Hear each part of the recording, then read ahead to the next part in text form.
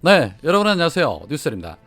윤석열 측 인수위가 한전을 민영한다는 입장을 밝혀 국민들의 공분을 사고 있는 가운데 복지 공약이었던 부모급여를 2024년부터 월 70만 원씩 지급하는 방안을 추진한다고 합니다. 부모급여는 만 1세 미만의 아이를 가진 부모에게 월 100만 원씩 1년에 1,200만 원을 지급하는 정책으로 2024년 70만 원을 시작으로 해서 점차 지급 수준을 늘려가겠다는 것이 윤석열 측의 입장입니다. 국가에서 복지를 늘려주는 거 사실 반가운 일이죠. 돈 주는데 싫어할 사람 누가 있겠습니까? 그런데 복지 예산에 대해서 누구보다도 입에 거품을 물었던 국임당 아닙니까? 망국적 포퓰리즘이니 하면서 금세라도 나라 망할 것처럼 선동하던 자들이 지방선거 앞두고 지금 당장도 아닌 2024년부터 한다고 말하는 것은 현실적으로 대놓고 국민을 우롱한다고밖에 평가할 수 없는 부분입니다. 지급을 하려거든 지금 당장 해야 맞는 것이죠. 2024년 되면 또 언제 그랬냐는 듯이 재원이 부족하다는 등 국가 부채가 많다는 등 별의별 핑계거리를 찾을 것은 불보듯 뻔한 일입니다. 행여나 지급을 한다 해도 더 불안한 것이 바로 한전 같은 공기업들을 민영화해서 서민들의 고열을 짜서 그런 부분으로 충당을 할 것이기 때문에 저들의 입에서 뭘 한다 하면 뒤통수 걱정부터 하게 되는 것이 사실입니다. 1호 공약인 소상공인들 1,000만 원 지급한다는 것부터 당선되자마자 곧바로 말이 바뀌는 자들인데 이런 약속 역시도 지방선거 앞두고 국민을 우롱하는 처사라고밖에 보여지지 않습니다. 정치꾼들 사기에 더는 깨어있는 우리 시민들께서 속지 말아야 할 것입니다. 자, 오늘 갤럽이 4월 4주차 정례 여론조사를 발표를 했습니다. 윤석열의 직무수행 능력 평가를 묻는 질문에 잘하고 있다는 긍정평가가 43%, 잘 못하고 있다는 부정평가가 44%로 나타났습니다. 도대체 뭘 잘하고 있다는 것인지 정말 아이러니합니다. 특히 지역별에서는 서울에서 긍정이 40%, 부정이 51% 나타났고 경기 인천에서는 긍정이 40%, 부정평가가 48%로 조사가 됐습니다. 이 정도의 수치라면 이번 지방선거에서 수도권 승리는 충분히 가능성이 있다라고 보여집니다. 반드시 그렇게 돼야죠.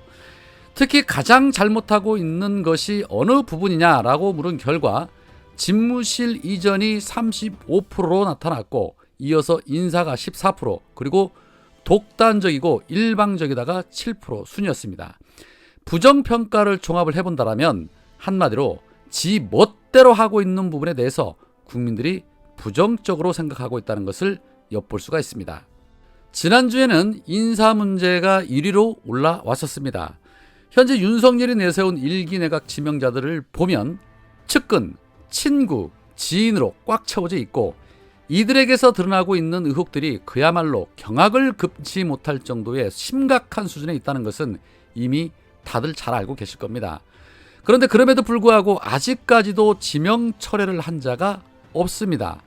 이러한 부분들이 윤석열이 국민 여론 정도는 개무시하고 있다는 반증이라고 보여질 수 있는 것이죠. 앞서 국무총리 후보자인 한덕수도 결국에는 자료를 제출하지 않고 대충 시간만 때우려는 꼼수를 부리다가 민주당과 정의당이 청문회 보이콧을 하면서 청문회가 연기된 상태입니다. 윤석열뿐만이 아니라 후보자들의 거만함과 오만함 역시도 하늘을 찌르면서 국민들을 무시하는 행태를 보이고 있다는 겁니다. 오늘 민주당의 윤호중 비대위원장이 이들을 겨냥해서 이런 말을 합니다. 검사와 판사는 물론이고 고위공직자 전관예우를 막기 위한 한덕수 저지법이 필요하다. 법과 원칙을 지키며 성실하게 살아온 대다수 국민은 불법과 특혜로 호의호식하는 내각 후보자들을 보며 이러려고 투표했나 자괴감까지 들 것이다. 고위공직자는 희생과 헌신까지는 아니더라도 최소한 법을 지키며 바르게 살았어야 한다. 대형 로펌과 공직을 회전문처럼 드나들면서 전관 예우와 특혜로 재산을 불려온 한덕수는 총리로서 완벽한 실격이다. 김동연 경기지사 후보자가 어제 전관예우 근절을 위한 법 개정을 제안을 했는데 장관 연봉의 20배 제한도 거절하고 양심을 지켰던 김 후보의 제안이라 진정성이 더 크게 다가온다. 민주당은 한덕수 저지법 입법 준비를 서두르겠다라고 말했습니다. 네, 서둘러 주셨으면 좋겠습니다. 이어서 박홍근 원내대표는 더 강하게 비판을 했습니다. 박 원내는 국무위원 후보자 중에 10대 비리 의혹에 하나라도 해당하지 않은 후보가 없다.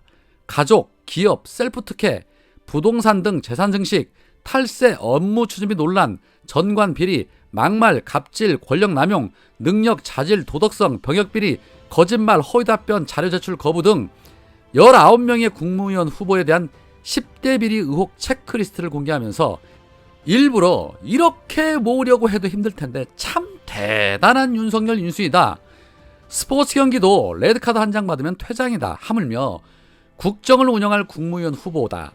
19명 모두 퇴장감이다.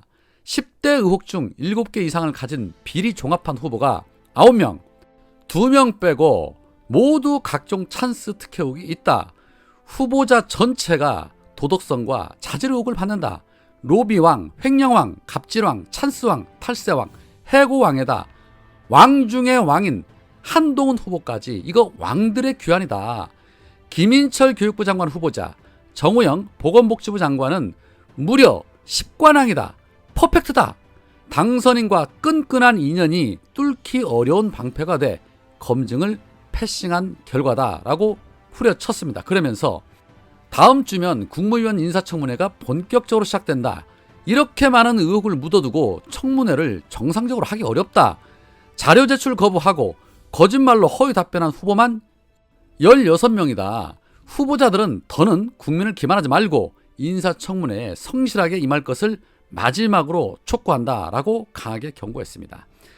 조국 전 장관 기준으로 한다라면 전부 지금 압수수색 수십 군데 이상 진행되고 있어야 하고 기소도 몇 명 정도는 되어 있어야 할 사안입니다. 민주당은 의혹만 말하지 마시고 즉시 고발해서 수사를 받게 해야 합니다. 특히 한동훈에 대해서는 더더욱 그렇게 해야죠. 어제 왕수박 중에 왕수박 이상민 의원이 한 라디오 프로에 출연해서 한동훈을 겨냥해 이런 말을 했습니다. 일련의 행태를 보면 인격적으로 문제가 있다는 판단을 한다. 너무 오만하다. 너무 날뛴다. 이분이 이런 정도의 행태를 갖고 법무부 장관이라는 중대한 직책을 수행할 수 있을까? 사실 윤석열에게 도움이 되는 사람도 있고 도움이 되지 않는 사람이 있을 텐데 한동훈은 아마 도움이 되지 않은 것은 물론이고 매우 위해로운 존재라는 판단이다. 윤석열과의 관계뿐만 아니라 국가나 국정을 운영하는 데 있어서 국민에게 폐해를 줄 수 있다고 판단한다. 한동훈은 처음 지명이 됐을 때부터 굉장히 각을 세웠다. 처음에는 그냥 서툰 분이라 그럴 수 있겠다고 했지만 현안에 감정적으로 대응하고 거의 적개심을 갖고 대하는 일을 보면 우리도 한동훈에 대해 선뜻 동의해주기는 매우 어렵다는 것이 지배적이다라고 말했습니다. 그렇습니다. 한동훈이 가장 위험한 이유 바로 이성적이지 않다라는 겁니다. 지극히 본인의 감정에 너무 충실하고 네 편, 내 편을 너무 명확하게 구분 짓는다는 겁니다. 이미 우리는 되어서는 안 될 사람이 총장이 됐을 때 어떤 일이 벌어졌다는 것을 경험했습니다. 두 번 다시 그런 경험할 수 없습니다. 그렇기에 한동훈만큼은 반드시 낙마를 시켜야 합니다. 윤석열 하나로도 지금 이 난리인데 거기에 한동훈까지 더해진다라면 아우 정말 생각만 해도 섬찟해집니다. 오늘은 여기까지입니다. 고맙습니다.